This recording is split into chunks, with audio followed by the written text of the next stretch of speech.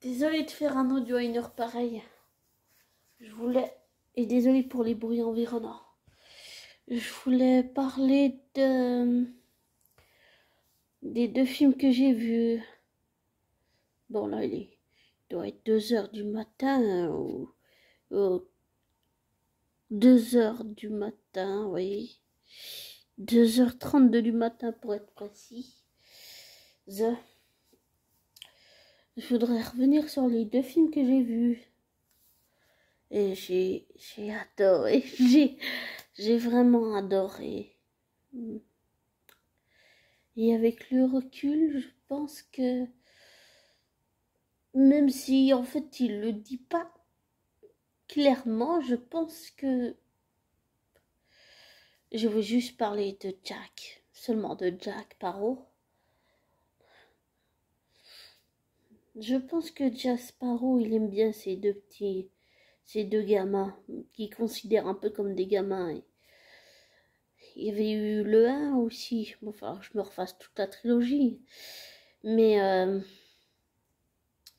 je me rappelle du 1 où en fait Will n'accepte pas que son père était un pirate. Et Jack l'a pris sous son aile.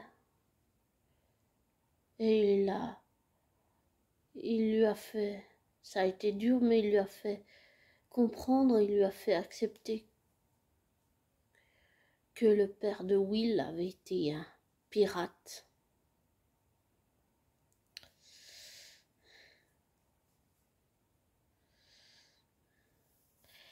Et j'ai beaucoup aimé ça. Ça, c'était c'était pas dans le film qu'on a vu là, que j'ai vu là, pardon, mais je me rappelle de ça en fait.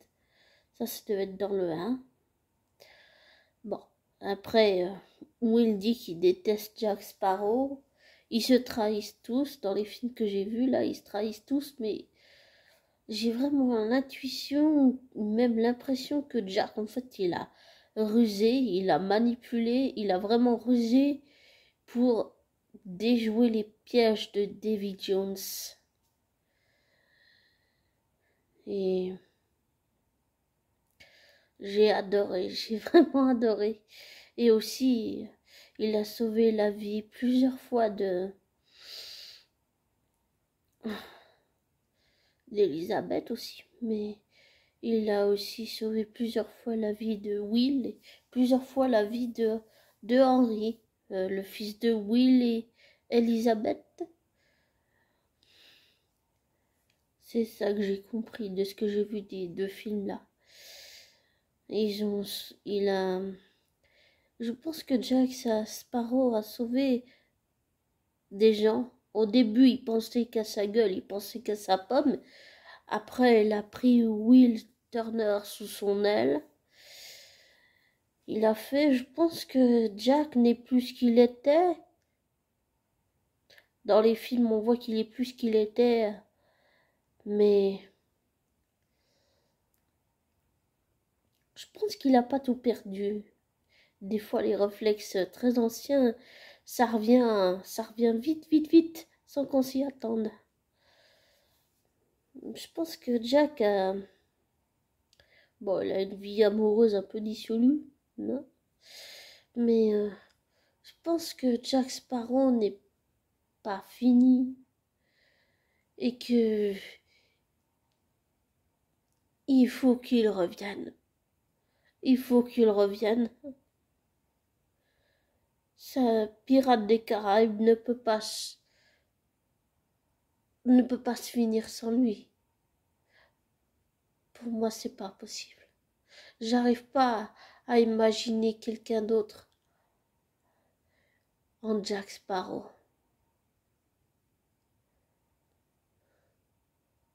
Même si l'autre acteur serait très bien, j'y arrive pas. Même si j'y suis arrivée pour l'autre là, Keller Grindelwald. Parce que j'ai déjà vu Matt Mikkelsen jouer dans un film. C'était dans un polar sur Netflix que j'ai déjà regardé d'ailleurs. En fait, il a, je crois, une voisine une voisine, mais il sait pas que c'est la fille dont il a tué les parents. Mais je sais pas, en fait, j'ai l'impression que il les a tués, mais il sait pas pourquoi il les a tués en fait. Et puis il prend la jeune fille sous son aile, il subit des tortures et tout, puis en fait à la fin il sauve la fille. Il sauve sa voisine et il va l'aider, il va la prendre sous son aile et tout. Et je pense que bon, c'est pas comparable, les deux acteurs ne sont pas comparables, on est d'accord. Et puis en plus, avec ce que Johnny Depp a subi, enfin c'est tout ça, c'est vraiment compliqué. Enfin, pour en revenir à Jack Sparrow, c'est bon. Là, je me suis un peu égarée quand même. J'ai adoré le film, j'ai adoré les deux films. C'était vraiment magnifique.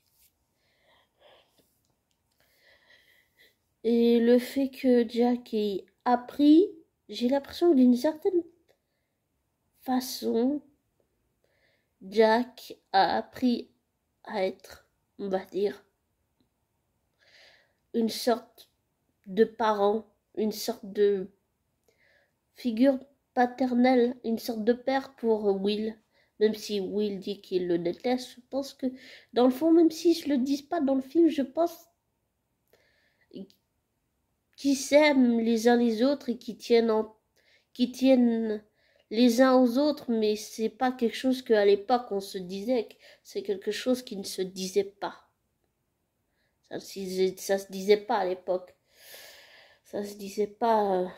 Ça se disait pas. L'amour ne se disait pas. On va dire la déclaration non plus.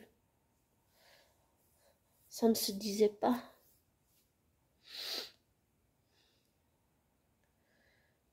Mais je pense que Jack a appris à être une sorte de parent, oui. Bon, on peut dire que c'était pas un père exemplaire, mais une sorte de comment on appelle, substitution de figure de père, je ne sais pas comment on dit ça. Désolée, j'ai certains mots qui m'échappent. Mais je sais pas, il y a quelque chose. Il y a quelque chose. Et je pense que l'équipe de Disney, bah, tous ceux qui ont produit Pirates des Caraïbes, ils ont fait une grosse connerie. Ils devraient faire revenir Johnny Depp pour jouer le rôle de Jack. Il faut qu'il revienne. Ça peut pas se finir comme ça. C'est pas possible.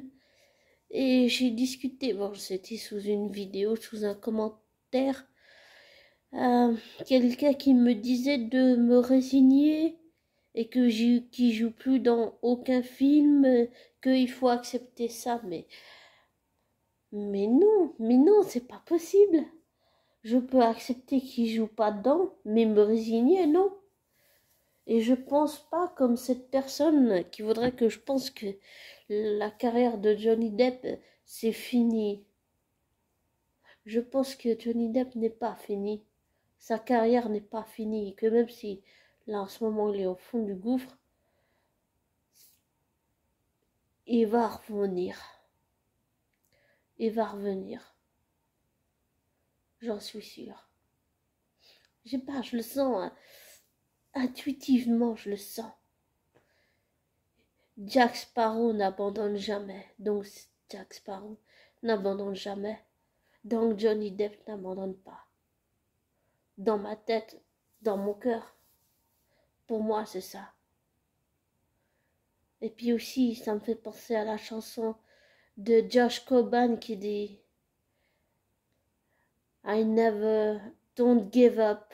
Enfin, je sais plus, c'est une chanson qui parle des rêves ou je sais plus, quelque chose comme ça. Ou quand on nous dit d'abandonner, en fait, on n'a pas envie d'abandonner. Et puis, on s'accroche à nos rêves, puis on finit par les réaliser. Et j'ai envie de toutes ces choses pour Johnny Depp. J'ai envie que il réussisse là où il veut aller.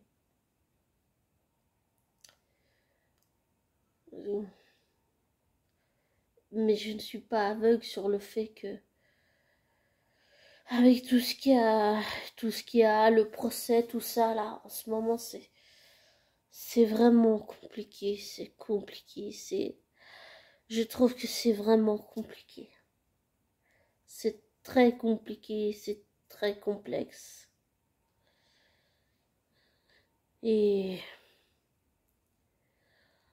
je me suis renseignée, il y aurait apparemment une histoire de Mel où Johnny Depp aurait été violent, mais je pense que dans la vraie vie, je ne le connais pas. Il ne me connaît pas. Personne ne connaît Johnny Depp à part son entourage dans la vraie vie. Donc je ne suis personne pour le juger, je suis personne. Je suis rien. Et ni même pour juger Amber. Même si je ne l'aime pas, je la déteste pour ce qu'elle lui a fait. Je ne suis pas en position de la juger. Pas avec mon passé. En plus, je suis mal placée pour le faire avec mon passé. Si on peut dire un passé criminel. Il ne faut pas avoir peur des mots. Même s'ils sont honteux. Ils sont réels.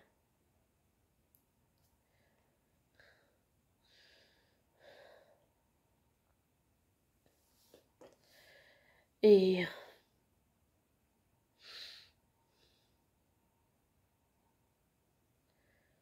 pour moi, dans la vraie vie, même si Johnny Depp ne me connaît pas et que je ne le connais pas, pour moi, il n'est pas fini. Et les 2 films que j'ai vus, ça m'a rappelé à quel point j'aime son côté comique et toutes les petites mimiques, c'est tout ce qui caractérise ou caractérise Jack Sparrow. Et si j'ai pas regardé celui où c'était un autre acteur, c'est parce que pour moi, j'arrive pas à m'imaginer que quelqu'un puisse prendre la place de John. Je dis John, mais je suis désolée. J'arrive pas à m'imaginer ça. Dans ma tête, c'est...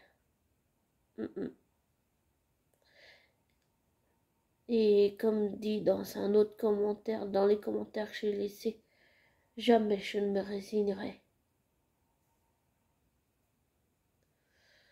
Sous ces commentaires où j'ai écrit, j'ai dit que si dans les commentaires personne ici ne croit en John, moi oui. Et c'est pas maintenant que je vais faillir. Ce en que je crois et en qui je crois.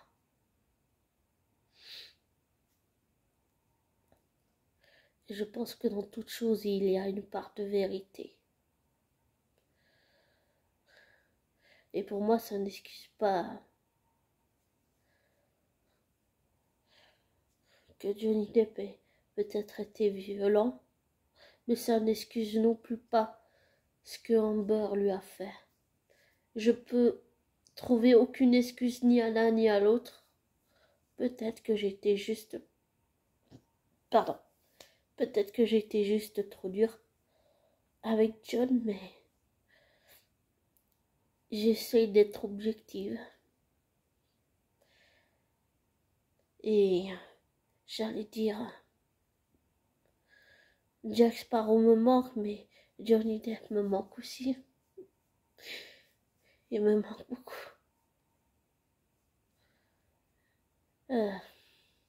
Désolée.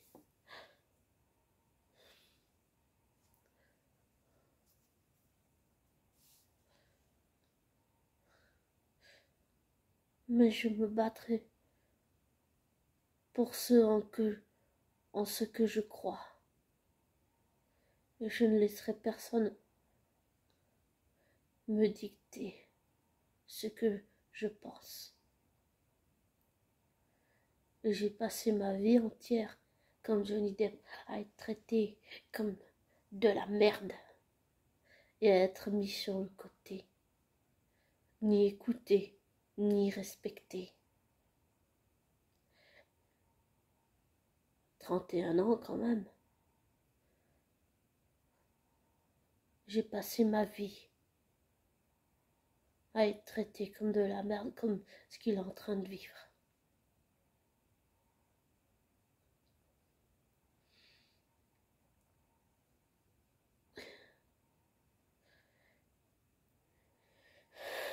Et je ne supporte pas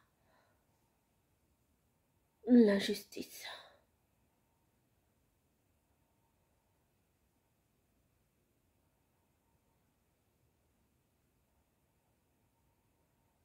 Je ne le supporte pas.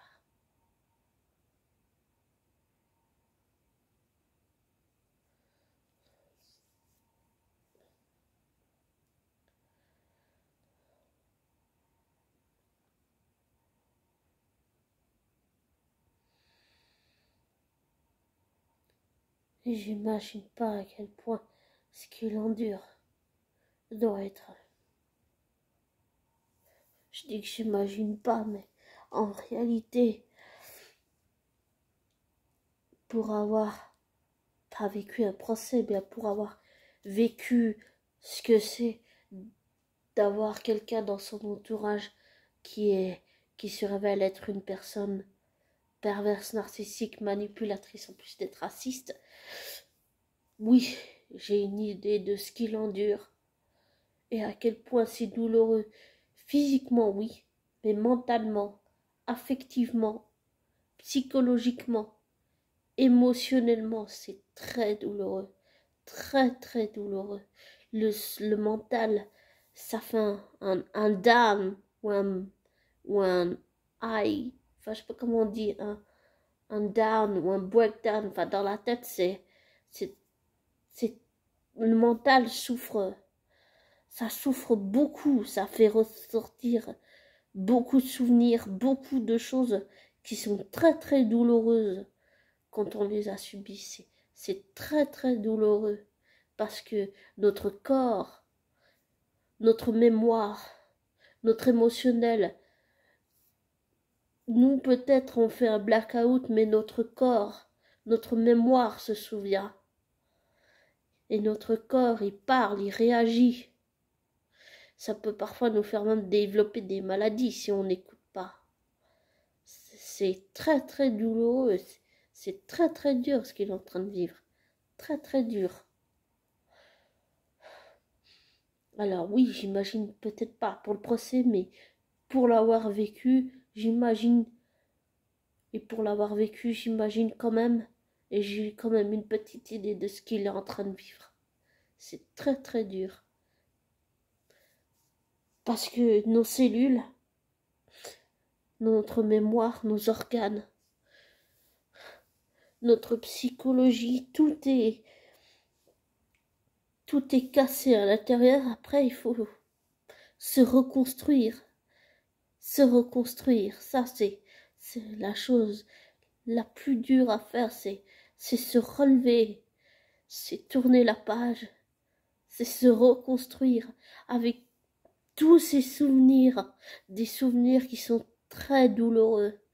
Parce que le mental, je peux vous dire pour l'avoir vécu, le mental, à l'intérieur, on souffre beaucoup, beaucoup, beaucoup. C'est tellement douloureux, c'est comme si il revivait ça encore et encore avec le procès. Enfin, moi, c'est vraiment l'impression que j'ai. Il revit ça encore et encore avec le procès. Je sais pas si vous voyez. Enfin, je sais pas si tu vois, abonné ce que je veux dire. C'est très compliqué. C'est très complexe comme situation.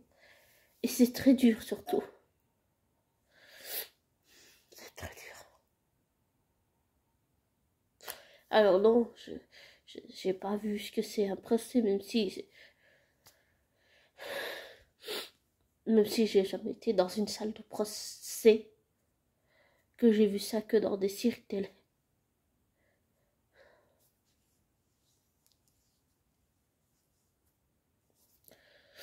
Mais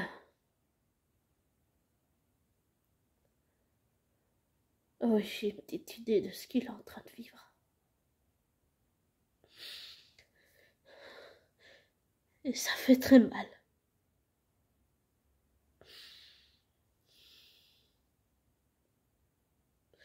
Surtout que notre mémoire se rappelle aux souvenirs qu'on a enfouis, les blackouts qu'on a fait. C'est très douloureux. J'ai compris encore plus le fonctionnement de ces personnes manipulatrices comme l'est mon ex-collègue et comme l'est Amber. Ce sont des personnes qui entrent dans votre tête, qui vous font croire tout et n'importe quoi. Et même si on l'accepte, on s'en rend pas compte. Vous voyez, c'est la lune de miel. Et puis après, c'est la destruction. Et parfois, il y en a même, ça peut finir par le suicide. C'est très grave, très très grave. Et après, ça met très longtemps pour que ces personnes, une fois qu'elles sont plus dans notre vie, il faut qu'elles sortent de nos têtes. Ça, c'est la chose la plus dure. Psychologiquement, c'est très dur.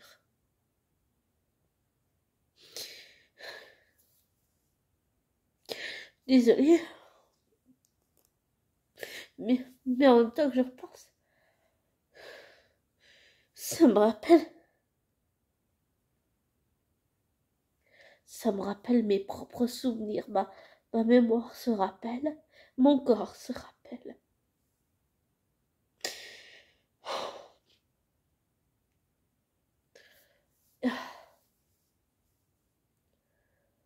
C'est...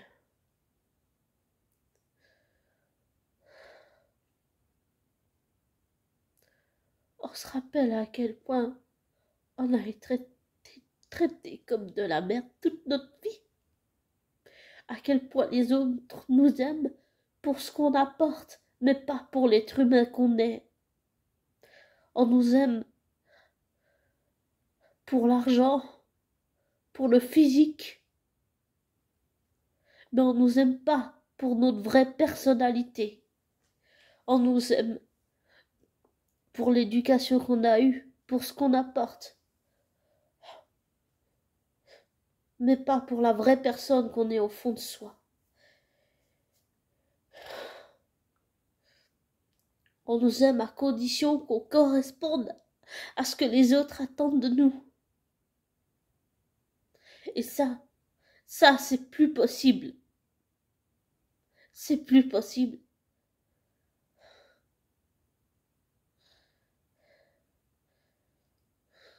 J'ai passé ma vie entière à faire ça. Ça ne m'a jamais rien apporté. Que des emmerdes. Et des emmerdes sur emmerdes.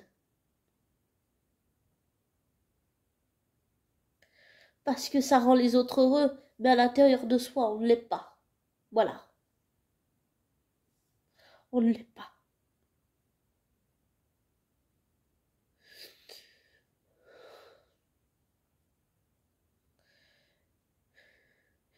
Et je ne l'étais pas.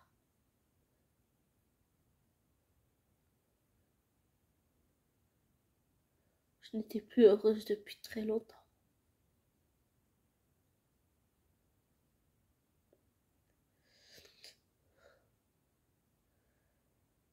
Et j'ai envie pour John,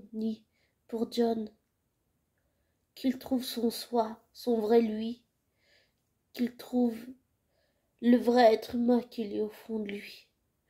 J'allais dire, sans la drogue, sans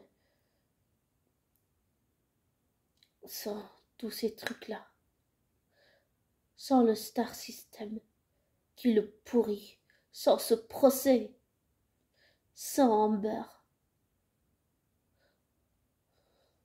sans des gens toxiques.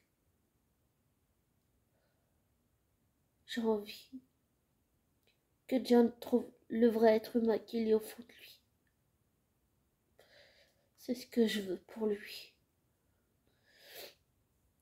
Et je continuerai à regarder ces films Je sais pas comment on crée une pétition, mais si je pouvais, je ferais signer une pétition pour qu'il revienne dans le rôle de Jack Sparrow et faire toute la trilogie entière pour qu'elle soit finie.